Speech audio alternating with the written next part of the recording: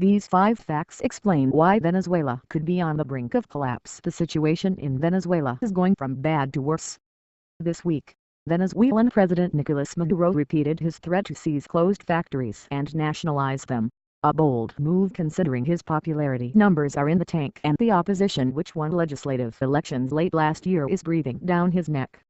These 5 facts explain what you need to know about Venezuela right now. 1. Feeling the pinch. When we last checked in with Venezuela, the country was already being crippled by shortages. The situation has deteriorated further. Water is now rationed by the government, and some residents have been warned that water will be supplied just once every 21 days after the mainland reservoir dries up. Venezuelans have begun stealing water from swimming pools and tanker trucks to get by. Electricity is limited too, with Maduro ordering public offices open just 2 days a week in a bid to conserve energy. This is in addition to the 4-hour power cuts ordered across the country and the rolling blackouts that have become a part of daily life.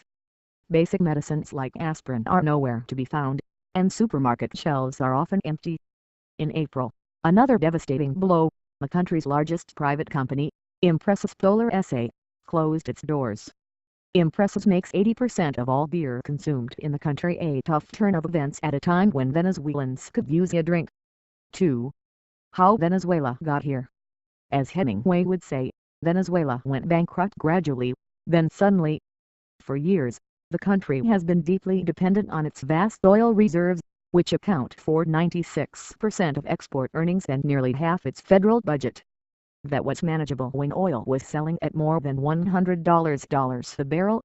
Venezuela has budgeted for oil at $40 per barrel for years now, but instead of saving the surplus when prices were higher, much of this emergency oil fund was either spent or stolen.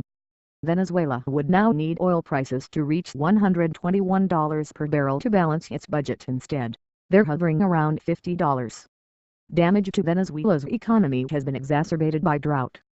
About 65% of the country's electricity is generated by a single hydroelectric dam that's now in serious trouble. 3. Long-term problems. For decades, corruption has been a constant in Venezuelan politics. It's the most corrupt country in the Americas, and 9th most corrupt in the world, according to Transparency International. Its murder rate of 90 per 100,000 residents is the second highest in the world after El Salvador. Not surprisingly, people are angry. There are an average of 17 demonstrations per day across the country, according to the Venezuelan Observatory for Social Conflict. The current unemployment rate is 17%, and the IMF projects it will reach nearly 21% next year. The inflation rate is expected to hit 481% by year's end and 1,642% by next year, according to the IMF.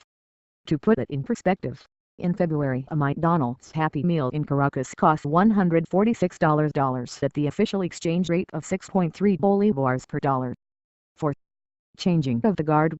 Legislative elections this past December handed control of Venezuela's parliament to the Democratic Unity Coalition, a political grouping of centrist, center-left, and center-right parties. It was the first time in 17 years that Chavismo, the unique brand of socialist and populist politics spearheaded by the late President Hugo Chavez and continued by Maduro, his chosen successor, failed to win nationwide elections. Maduro's approval rating in December was 22%.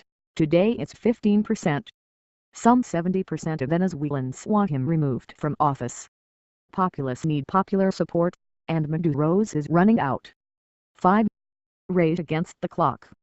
To that end, the opposition has collected enough signatures to trigger a recall referendum against Maduro. Activists needed 200,000 signatures, 1% of all voters, to kickstart the process. They got 1.85 million. 2 weeks ago they submitted their list to the National Electoral Council (CNE) for approval, but the validators are government loyalists and have been dragging their feet. Why? Timing of the referendum is crucial. According to the Venezuelan constitution, if the president is ousted within the final 2 years of his term, the presidency passes to the sitting vice president, in this case, Aristobullo Estariz, a loyal Chavista. If that should come to pass, January 10, 2017 is the magic date. The opposition fear is that the Chavista movement will simply sacrifice Maduro to protect Chavismo. and short of a popular uprising intense enough to force the government to move more quickly, that's exactly what will happen. Maduro looks likely to be ousted before his term officially ends. The real question is whether Chavez's mode will get the boot along with him.